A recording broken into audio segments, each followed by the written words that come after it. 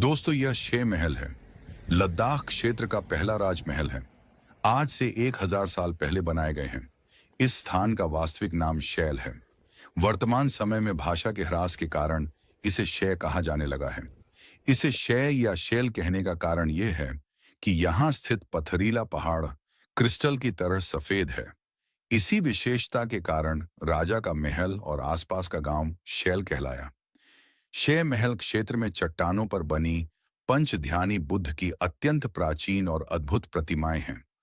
माना जाता है कि ये प्रतिमाएं 1000 वर्ष से भी अधिक पुरानी हैं। आज भी यहाँ की पहाड़ी चट्टानों पर भोटी लिपि और कलात्मक चित्रकला के सुंदर उदाहरण देखे जा सकते हैं।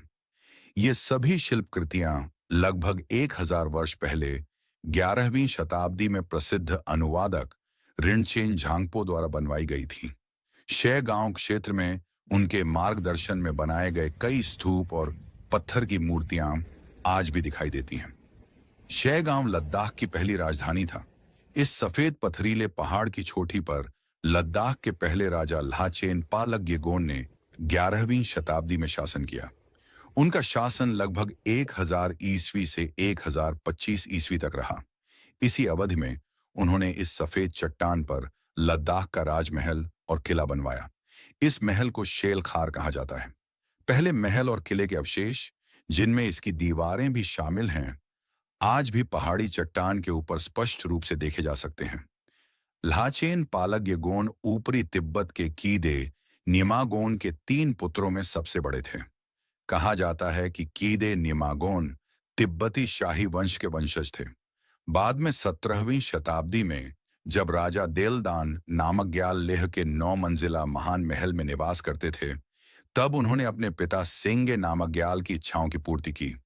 नवनिर्मित शय महल में उन्होंने सोने की परत चढ़ी, तांबे की 2 मंजिला बुद्ध प्रतिमा और एक भव्य महान बोधि स्तूप का निर्माण करवाया। इसके अतिरिक्त इस महल के पीछे एक खेत में नेपाल के बौद्धनाथ स्तूप के समान एक और स्तूप भी बनवाया गया। शैल खार में सोने की परत चढ़ी तांबे की बुद्ध प्रतिमा बनाने वाले 8 नेपाली कारीगरों ने राजा को नेपाल के महान बौद्धनाथ स्तूप के बारे में विस्तार से बताया था। राजा यह सुनकर अत्यंत प्रसन्न हुए और उन्होंने बौद्धनाथ स्तूप की प्रतिकृति बनाने का आदेश दिया। बाद में उन 8 नेपाली कारीगरों में से 4 ने लद्दाख में स्थायी रूप से बसने की अनुमति मांगी। राजा ने उन्हें भूमि और खेत प्रदान किए और वे लद्दाख में स्थायी रूप से बस गए। कहा जाता है कि शेष 4 कारीगर नेपाल लौट गए।